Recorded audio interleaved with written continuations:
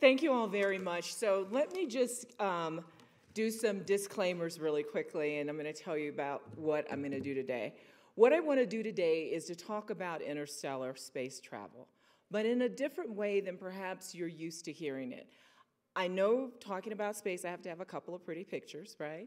Space pictures. But I really want to talk about and try to get you engaged in thinking about why this is an important venture. And the reason why it's called Piercing the Interstellar Frontier is because it's one of those things, going beyond our solar system to another star, is one of those things that is thought to be so hard and so difficult that many people won't even think about it, less longer think about it with humans. But that's where the power comes from. In fact, what this is about is really about pursuing the extraordinary. So many times we think of things as very incremental. Things are small, we don't push harder. But the power of interstellar space travel is really looking at the extraordinary in order to create a better world today. And to make sure that we understand why that's important, let's think about all the things that are considered cutting-edge technology or devices or systems right now. They include things like using lasers from everything from skin resurfacing to cataract surgery. We have them in all of our DVD players, Blu-ray players.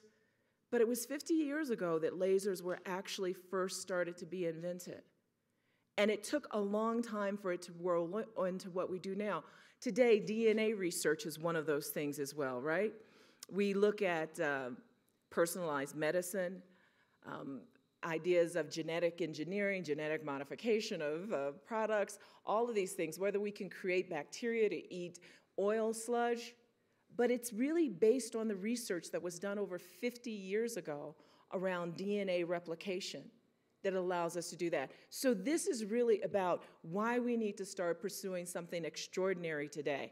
So before we go into that, though, I need to tell you a little bit about myself. So we had a nice introduction. I'm going to tell you a little bit more.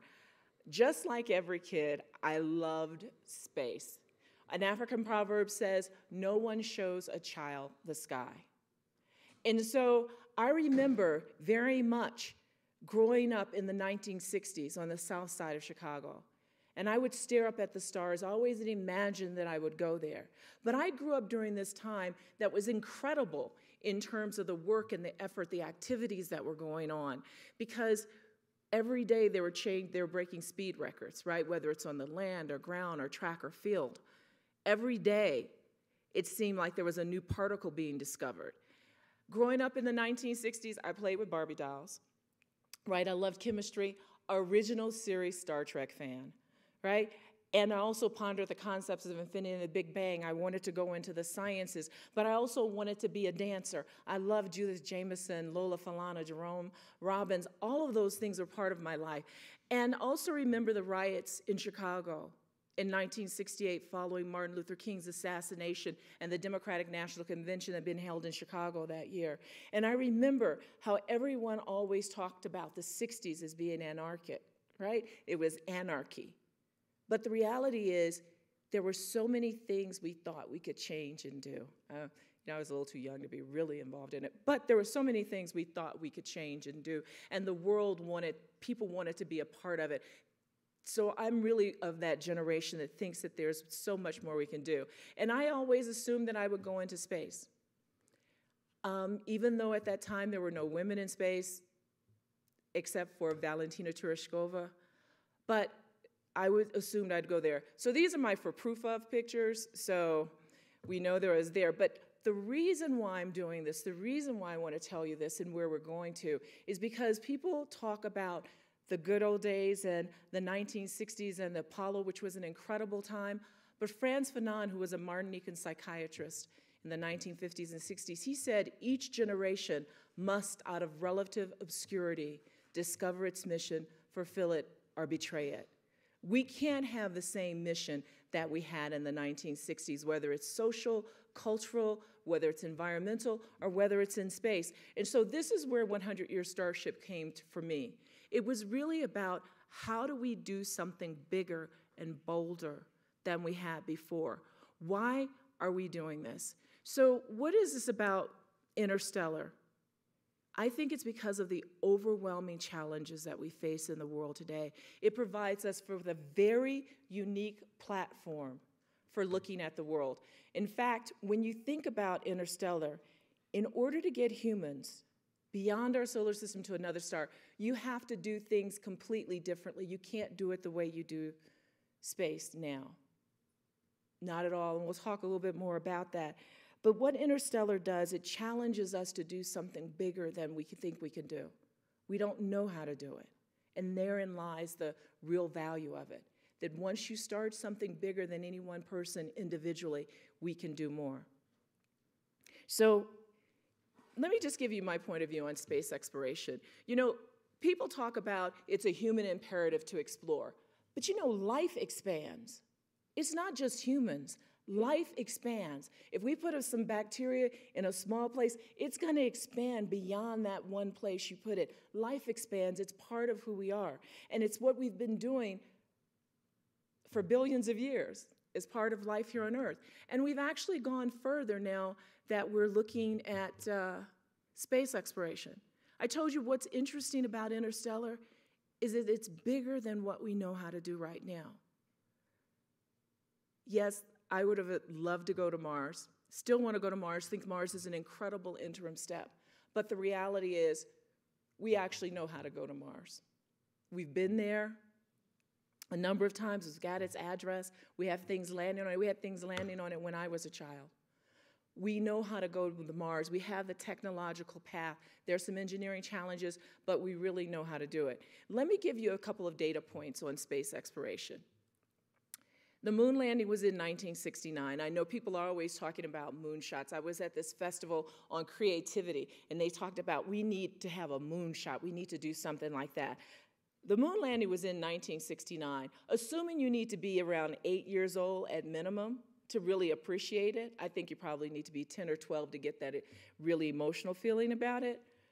You'd have to be at least 54 years old, plus or minus 3 years, to really get the moon landing, for it to be within our purview.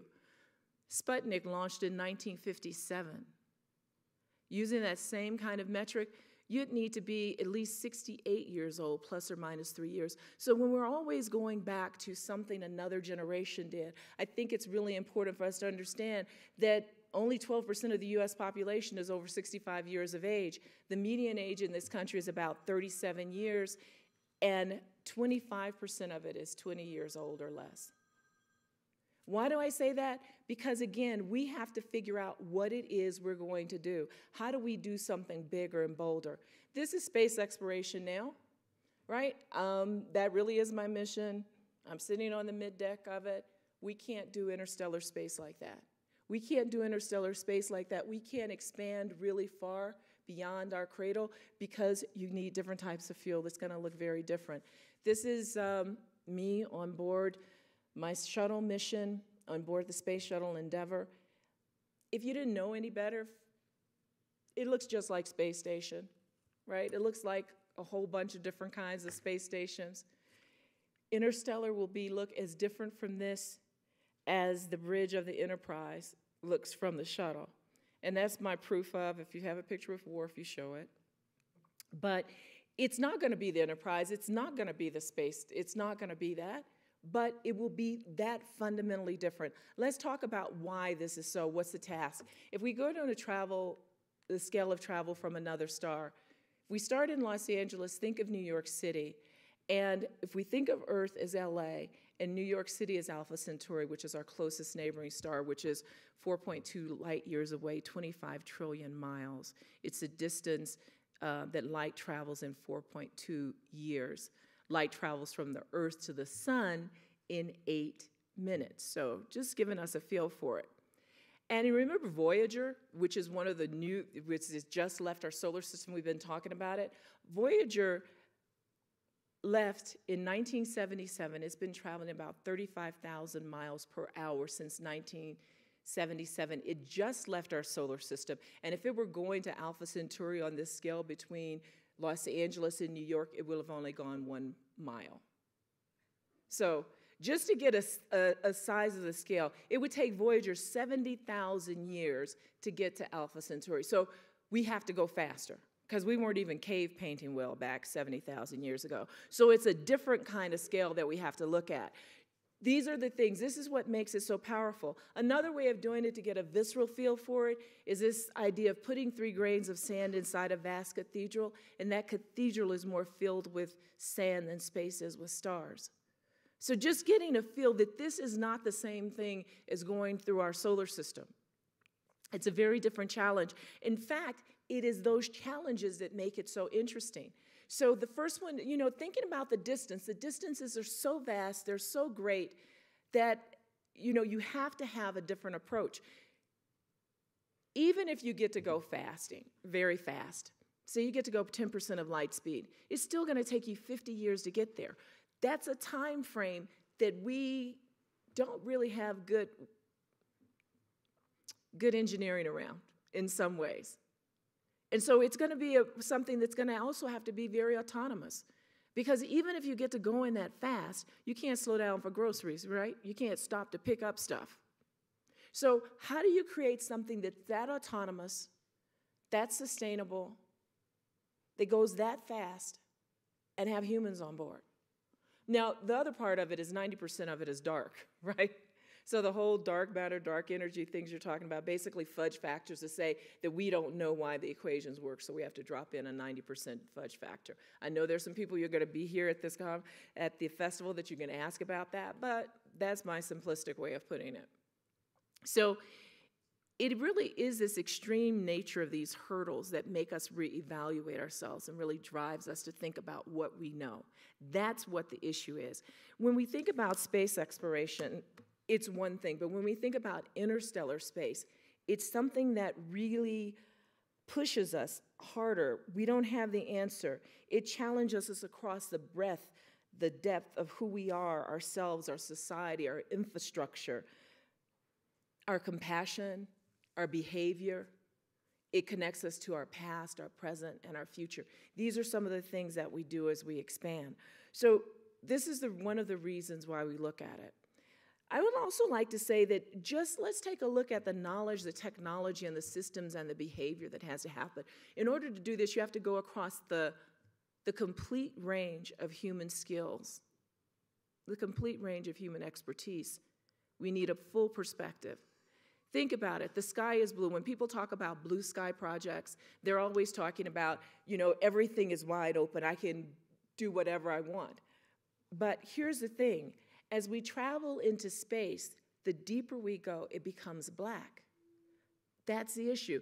It's different. And to prepare for going into the black, we have to prepare for going successfully into the unknown. That is also the challenge. And if you think about that, that's somewhat like the future that we hold now.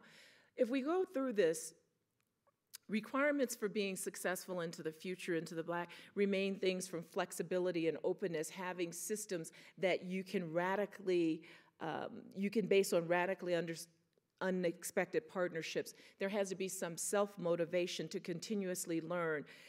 We have to be robust. You have to be bold. We have to have different financial and economic systems. I just want to go through really quickly some space stuff.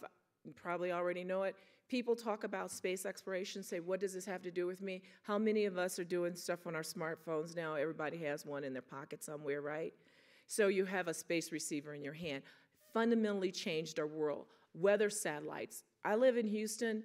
We like weather satellites, right? Just the whole idea of all we know about, so much of what we know about climate change has really been pushed from space exploration. Magnetic resonance imaging, even though it doesn't seem like things that you can immediately connect, the very same algorithms that were used to translate digital signals from Venus, from remotely sensing Venus, translate those into images that you can see.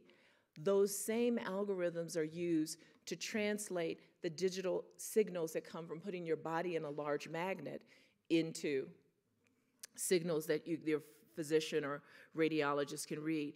And then the societal impacts. There's so many things that we look at from space, whether it's arms treaties, verification, whether it's the Earthrise that we see in every motion picture these days, whether it's the ability to say that, yes, we all belong together. These are some of the these are some of the things that happen. So when we think about why the impact of achieving humans' interstellar journey, there's so many. Think of from energy and propulsion. So we said we have to go faster. When you see that picture of the shuttle going up, there's all this chemical energy out there, right? But you can't go to interstellar space using chemical energy. Not with humans on board, because there's just not enough of it. You're going to have to do fission, breaking atoms apart, fusion, putting them together, what powers our sun, our antimatter, just because of the vast amount of energy they have to generate. And imagine if you could just do a little bit of that, how much it would impact life here on Earth. That kind of energy transfer. Let's think about just even things like clothing, right? Well, let's talk about clothing later. Let's do financial innovation. Because we're talking about investing in something that doesn't show the same kind of immediate return that we frequently think about. So these are returns that happen over the longer period of time. So how do you invest in something like that? How do you invest in big science? How do you invest in long-term infrastructure? How do we move those things forward? And let's even just say the long pole in the tent, I believe, is human behavior. Because I can see a scenario when we get all the information about the microbiome correct, that we figure out how to do sustainable agriculture. We get all those pieces in place. You get to build a big world ship, whatever, holding 5,000 people going 20% the speed of light. And 10 years out, somebody says, I'm not doing that. I know you were in charge when we left the earth, but make me. It's that behavior that causes us problems every day, and that's the piece we actually have to think of. But there's so many things across the range of what we look at. Just imagine about human behavior, what that would mean. So the methods and knowledge demanded to meet these hurdles is really what's required for us to be a successful society here on Earth. And those very specifically is to be inclusive and transdisciplinary. Because you can't solve any of this using one discipline. You can't solve any of this with just one individual or one type of individual. It must be much broader and much bigger than that. I'd like for you all to help me with this a little bit. I really was just sort of setting up what the difficulties are, what it looks like, so that we can look at some things. If we started thinking about health, so we're going to do this on board the Starship. Just assume we've got this done, and we get to figure out what we want to pick. Would you want, as baseline for the medical system, to be able to get 3D printed replacement parts? Or do you want to do in situ rejuvenation? That means you get to grow your own inside yourself. All of those who would like to do the 3D printed replacement parts, raise your hand up proudly. All of those who would rather do the in situ regeneration. Okay, I want you all to keep thinking about this. Waste. How many think that we should dump the waste into space, or store it safely, or reuse it, or don't generate it at all? All of those who are in for dumping into space and storing it safely, raise your hand. All of those who think our effort is to reuse it or don't generate it at all. Okay? Now, I said we were going to get back to clothing. Which fabric should we take? Okay, I want to this is where I don't even have suggestions. Which fabric should we take? Somebody going to volunteer? What fabric should we take? I know you all have a druther in fabrics. So I'd rather randomly. Cotton, okay. Any other one? Silk? Fleece. Wool, alpaca. Okay, what? Natural fibers? Yeah, animal hair rather than cotton. Okay. So here's the thing, really interesting.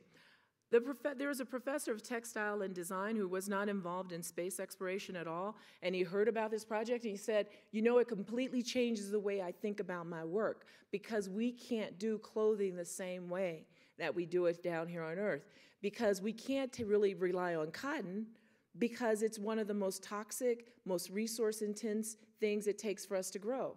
If we start to talk about wool and things like that, we still have to take care of the animals. Silk might work because we can eat the worms, right, as a source of protein. But his choice was polyester. So I guess we're going back to the 60s and reclaiming the leisure suits. But he said polyester because it's recyclable. And you can reuse it once it's there. So sometimes these things change. Let's talk about what you'd like to be in en route. So let's say it's going to take us 50 years. We've done some miraculous work. Do you want to be asleep in hibernation, suspended animation, or do you want to be awake? All of those who want to be asleep during the trip. All of those who want to be awake. Okay, we're sort of 50-50. Why do you want to be asleep? Somebody want to be asleep. You want to be asleep. Just dreams. Anybody? It takes too long? Anybody? Why would you want to be asleep? Well, the confines of the ship would maybe be better. Would it last so long inside the ship? Conserve resources. Conserve resources. Those who want to be awake, anybody want to be awake? Why did you? You want to do the trip. I want to see things. For me, the resources, my time, being alive, so I want to use all that. Okay. Anyone else? Why they want to be awake? You know, I don't necessarily. Go ahead. I don't like sleeping here on Earth. For me, it's kind of a waste of time, so it would be very nice if I can be awake all the time. Okay, so you can sort of see some of the things start to change. Let's do one other food. Should everyone be vegetarians or should they be eat meat? Should meat be served? All of those who say, now this is, you're voting for everybody, right? Everybody who needs to be a vegetarian, everyone should be a vegetarian. Okay, we should have meat. I know you don't be shy. Carnivores, don't be shy. What? Not sure. We have to figure that out. You can grow the animals. Yeah, that's what we do here, isn't it?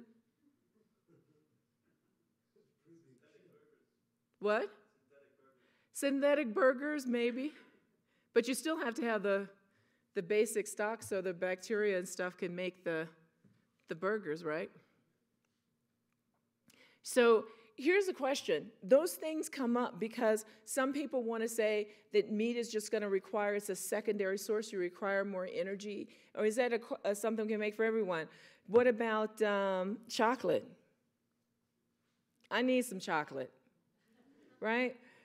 Let's think about work. Is it an individual's choice, or should it be assigned, or should it be based on predictive aptitude test? How many people while they're on the ship think that you should get to choose whatever you want to do? Okay? All of those who think it should be assigned by a benevolent council of elders or something, I don't know. Okay, all of those who think it should be based on aptitude test. Okay, some people aren't voting. Let's do this again. Okay, do not be shy. All of those who think it should be the individual's choice as to what they do. All of those who think it should be assigned. And all of those who think it should be based on predictive aptitude test. Okay, now what I want you to do is to go back and think about your answers as opposed to here on Earth. Right? Here on Earth, how many people think we should have our work based on predictive aptitude test here on Earth? Not as many? You think it should be individual choice here? Why? Well, the difference between the scenario of being on a spaceship and going somewhere for 50 years and being here where it's actually your life is a completely different thing. I would assume or think that if you're going to give 50 years to travel somewhere, you've thought about it, and everybody needs a job on the ship to get everyone there and a job when they get there. So it's a whole different kind of thinking, whereas here, when you're choosing a life kind of thing, it could be because you have an aptitude for it, but it's going to be your choice. Well, so here's the thing that's really interesting about it. In many ways, the Earth is a starship. We're in a proxy right now, and we think of 100-Year Starship very frequently as a proxy or a platform to examine issues that are too difficult to examine because we have so many traditionally held views that this is the way this is supposed to happen. Because when you think about what's going on Earth today, we're making a lot of individual choices that don't necessarily bode well for the commons. And so maybe we can use this as a platform. If I got up here and talked to you about world peace, even though it's a great subject, it would be more difficult for you to imagine me talking about world peace, really seriously, honestly, than it is for me to be talking about going beyond our star system. Because we believe we know so much about that. So can we use this as a platform to think about food, to think about other things? And that's what we're working on. That's the reason why we think it's such a powerful mechanism, because in many ways, it frees us to think about our world and our existence very differently. And we can have other people involved. Mm-hmm.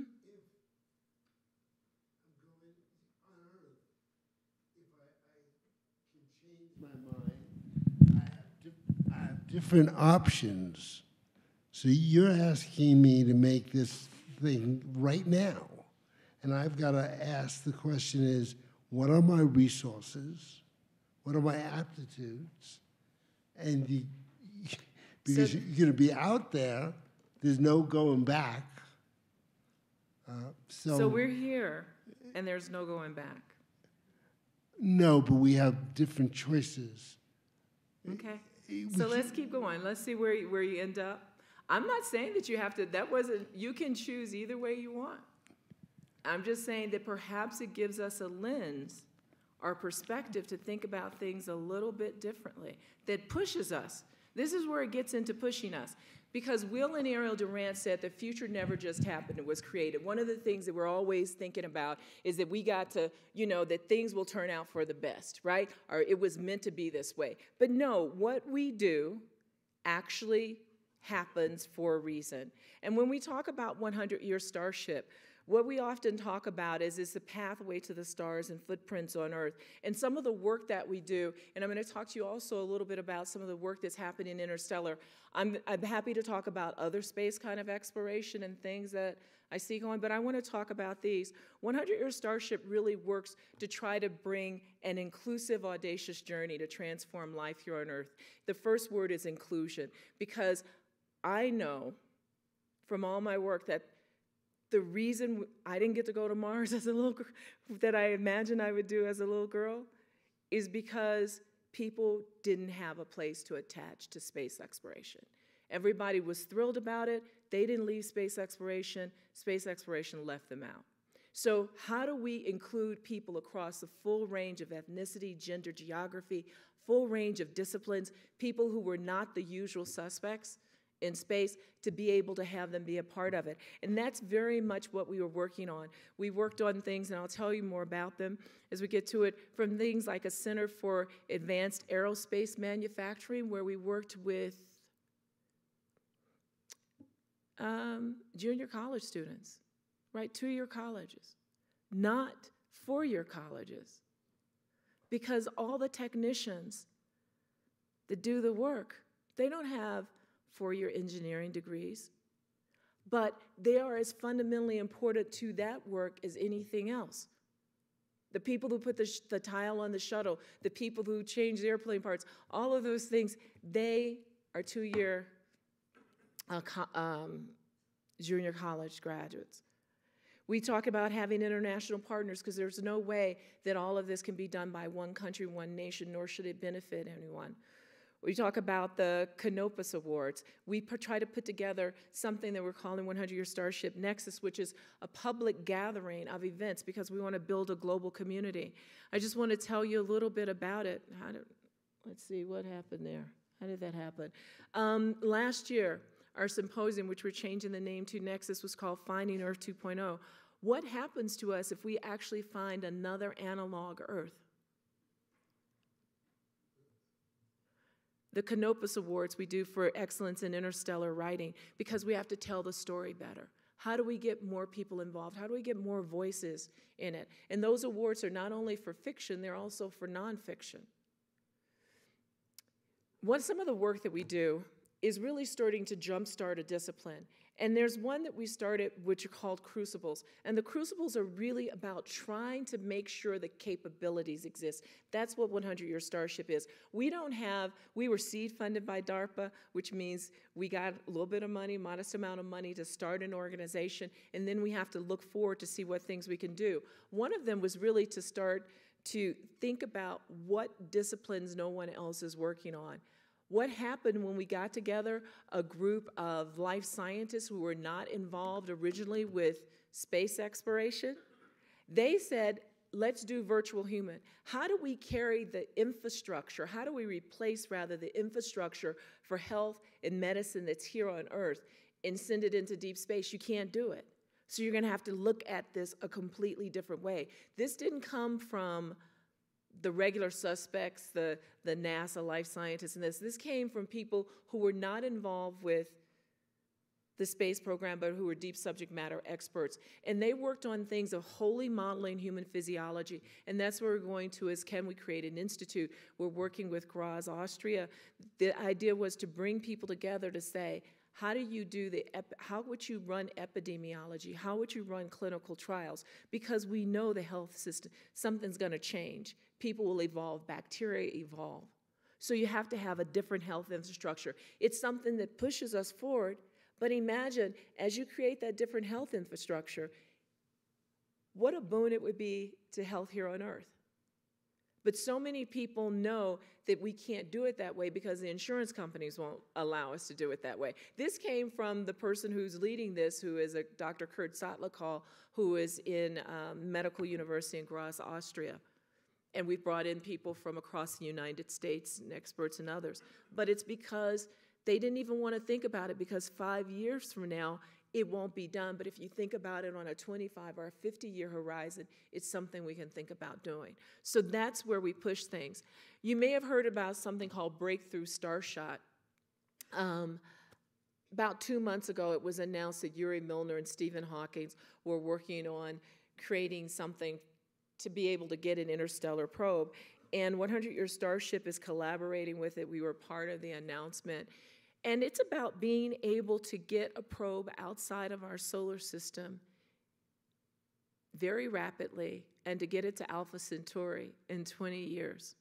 So we need to go 20% the speed of light.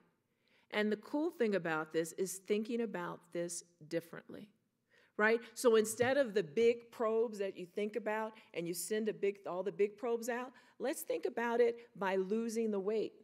You can't see some of those, losing the weight and leaving the fuel at home.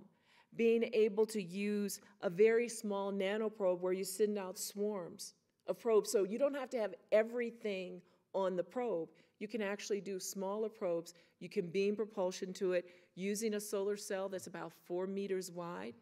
But the big issue for me is the fact that you could get something going some % of the speed of light.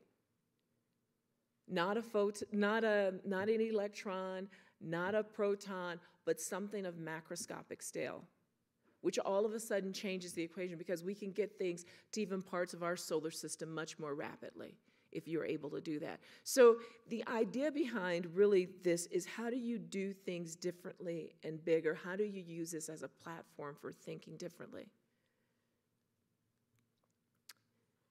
Finally, life expand. We talked about life expands, knowledge, technology, behavior, all of those benefits. But I think one of the big things, probably the biggest, is to be able to think of ourselves as Earthlings. Here's the secret.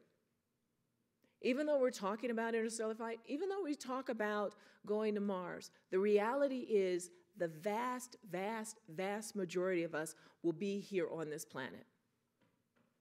That's where we'll be. Our children, our grandchildren's grandchildren, they will be here on this planet. We're not all going to be able to get off. So the reality is, how do we figure out how to live on this planet? Some people talk about going to Mars as a plan B. I really don't think of space exploration as a plan B. I think it's part of what has to be plan A, which has to work, which is human survival on this planet in the way we want it to be. The one thing that I remember when I was on my space flight, And there was a confirmation for me. I remember looking out at this incredible planet that has this thin blue layer of light that just sparkles, right? It's this atmosphere that supports us. It provides us with everything we need. Sight, sound, smells, vistas, just absolutely beautiful. And I remember thinking that people have it wrong. When they say save the earth, they have it wrong. The earth will be here. We have to treat it in such a way that it doesn't no longer support our life form. You see, so frequently we get things incorrect. And so our perspective is we're saving the earth. No, we have to figure out how to save ourselves. And that's one of the issues that we want to look at. How do we see ourselves as earthlings, as sharing this? At some kind of way, I know that people need adrenaline rushes. We need adrenaline. We need to be stressed. We need to be pushed. Can we find some ambition that we can all share around this planet that we know we can't do that helps us to see ourselves that way? So we always talk about space isn't just for rocket scientists and billionaires. That's our tagline, one of them. And notice it's not just for, I was an engineer originally, then I went to medical school. I also did a lot of work in African studies and environmental studies, but it isn't just for rocket scientists and billionaires, so I'm including myself in that bunch. So who are some of the people who are involved? There's Amy Millman and Lou Friedman. Amy Millman is the head of Springboard Enterprises, a co-founder of Springboard, which is a program that helps women tech-led entrepreneurs. Her companies have raised over $10 billion. Lou Friedman was a co-founder of the Planetary Society with Carl Sagan. Carl Espelon is a professor of textile and design that I spoke with you about before, who's very interested in how this changes textiles and how we might think of things very differently. Together with Jill Tarter, who's here shown with Hakeem Olasheyi. They're both, Hakeem is an astrophysicist, Jill is an astronomer, and you probably know Jill Tarter as a co-founder of the SETI Institute, the Search for Extraterrestrial Intelligence. She's also the person that Jodie Foster's character was based on in the movie Contact. By the way, Hakeem called Jill an OG, right? Original gangster, right? In the whole thing, because she was there pushing when people weren't even thinking about that, right? Jill has worked with Jenny Young, who is from China. Jenny runs a program called the Beautiful Life Development Foundation. Her interest is in the environment and how do we sustain life here on Earth in a better way. It's not so much only about, how do we get this tech, but how do we look at different ambitions? They push us. The resident artist with the SETI Institute, working with gamers like Casey Hudson, who was a developer of Mass Effect, which was a huge game, because we're looking at how people interact with one another, how they tell the story differently.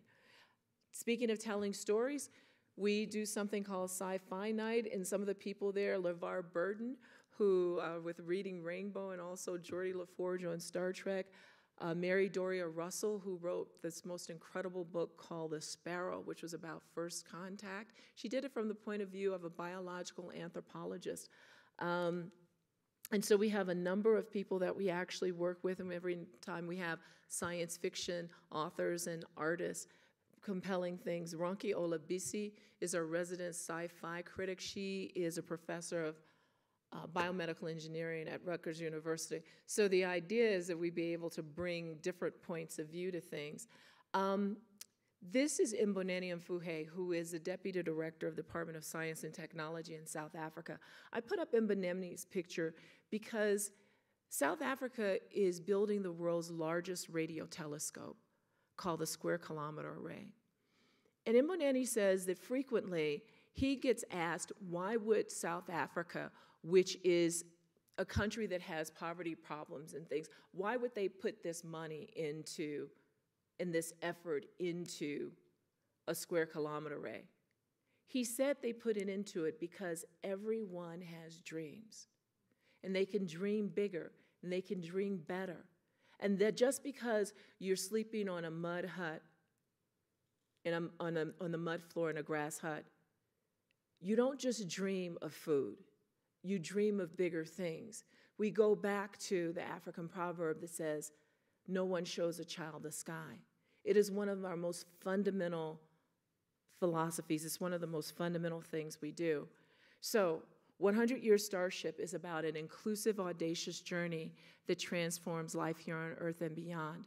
The reason why I believe it's so compelling that I'm putting my time and energy and all my resources in it is because all the capabilities that are needed for travel beyond our solar system to another star, that allows human travel beyond our solar system to another star, they're the very same things that we need to survive as a species on this planet. So when we look at this, what we have to start off with is to believe that there's a better future. That is the fundamental thing that we believe of 100-Year Starship, is we believe that there's a better future. And what we really want to do is inspire an inclusive collective ambition for humanity. Our idea is that this is a mission to achieve human interstellar flight in 100 years, but actually it's a journey designed to enhance life here on Earth. Our perspective is, starting with Eugene Cernan, he said, "We went to explore the moon and in fact discovered the Earth. The question I ask is, what will we discover from another star?" There is a quote by a woman named Cynthia Hamel, and she said, "When in doubt, make a fool of yourself. There's a microscopically thin line between being brilliantly a genius and being thought the most gigantic idiot on earth. So what the hell? Leap." I hope you take this leap with me, think about it, move it forward. I'd like to take time and answer any questions you may have and invite you to join me. Thank you.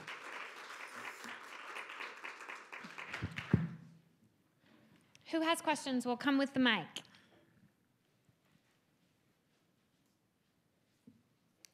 So I'll start off with a question. Good. How can you participate? You can participate by membership, donations, working on some of the projects. If you go online at 100YSS, there are a number of things that you can do, you can look at. We have the public symposium now called Nexus, because I found myself always saying it's not like the symposiums you think about. It's really places where we have artists coming together with scientists, where you actually work on projects and put things together. We have things around accelerating creativity, and yes, you get to write papers that you submit for technical tracks. The technical tracks range from enhancing life here on Earth to becoming interstellar civilization, which deals with religion and education, to, yes, warp drive and engines and all the physics that might be associated to that, to things that the engineers call real stuff like beam propulsion, to microbiomes. So there's a range of pieces you can get involved with. So I invite you to join us in that.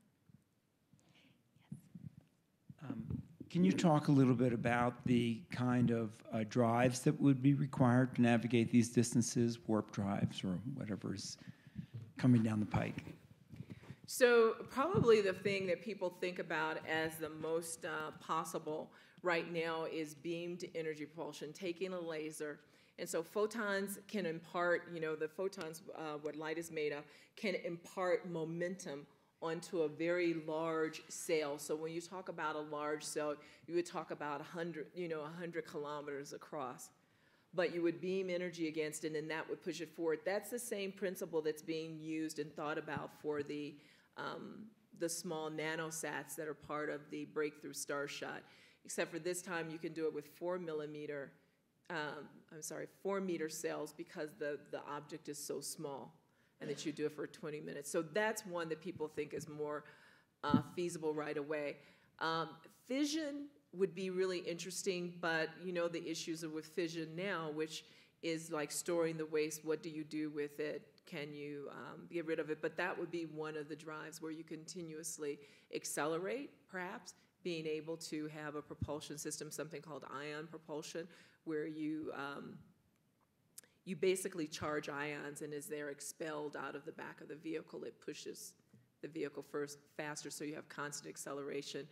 Other ones that are proposed is fusion. We don't really have stable fusion now, but that might be on the list. So that would begin generating energy the same way, but now you're doing it through fusion. One that's very interesting is antimatter. Big problem with antimatter is that, so antimatter are basically particles that are very similar to subatomic particles. Instead of an electron having a negative charge, it's a positron, it has a positive charge, and so forth. So when they meet, they actually just liberate incredible amounts of energy. The big problem with antimatter now is it's hard for us to generate it, and once you generate it, it's very hard to hold it in one place, stable. And so a lot of the technology that has to happen is both on how you generate it and how you hold it stable in one place. Because you can imagine if it meets with regular matter and it annihilates each other, then you really can't hold it, because mostly what we have is regular matter. So those are some of the things that we actually are looking at. Now, the whole warp drive, so here's what my physics friends say, that there is nothing about physics that says warp drive is impossible. So warp drive is where you change space-time. So you sort of make space different in a circle or a bubble around whatever your vehicle is. And so your vehicle can then go as fast as it can, but because the bubble also moves regularly in space-time, you can go faster than the speed of light. You're not supposed to be able to do it, but because you warp space, you don't break any physics rules. So that's really great, right? And they can figure out, yeah, there ought to be enough energy in some exotic energy systems. The reality is there's so many miracles have to happen here in it that there's an issue, and we don't really know how to do it. But a lot of people are thinking about it, how to work on it, but the big issue in all of this is how do you generate enough energy to make any of the drives work. Even with the beam propulsion, and for the little small nanosat, there's a tremendous amount of energy that has to be generated over a very short period of time to get the acceleration.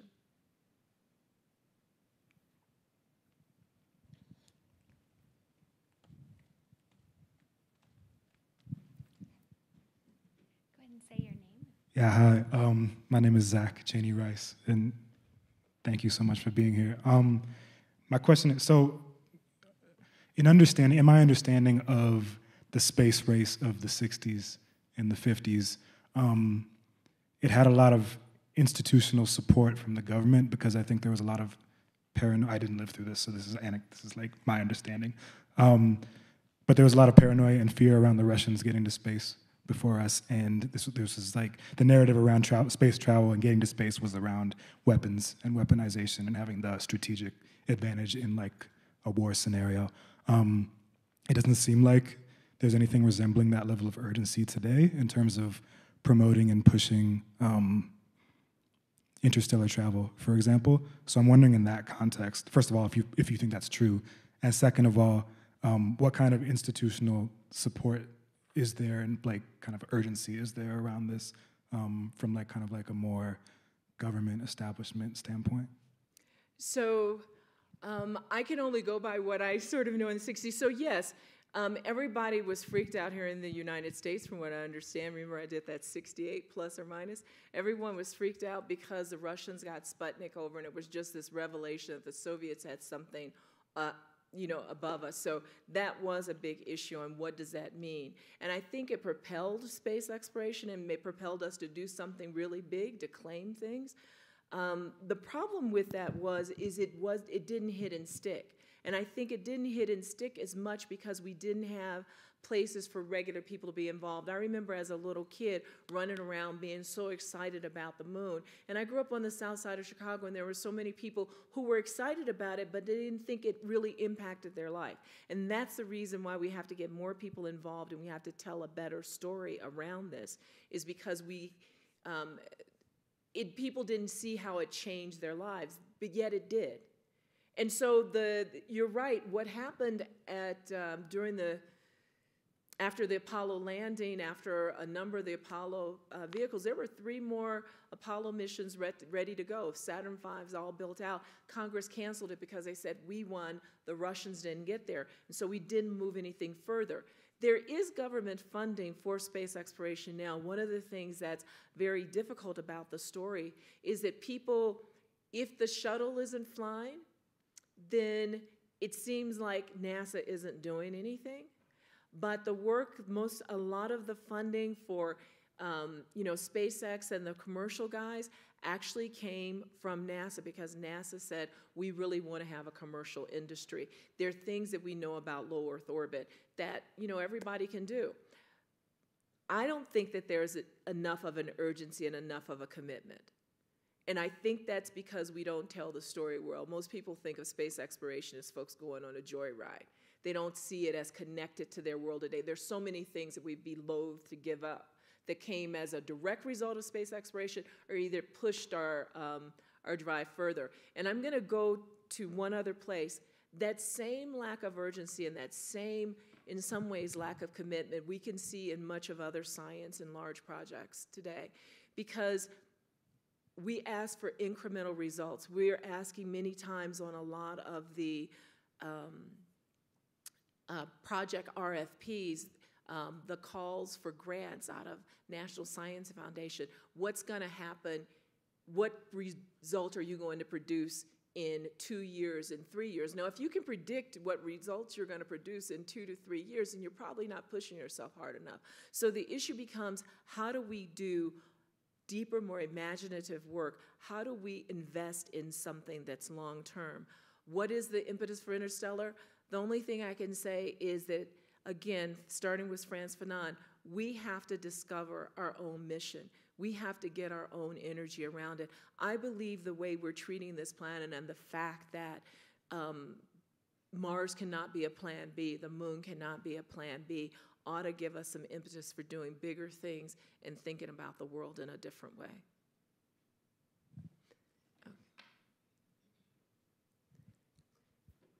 So as I close up, all I would like to do is then thank you for coming and being a part of this question. Think about the extraordinary. Consider the extraordinary, because that's what propels us to do better right now today. Thank you.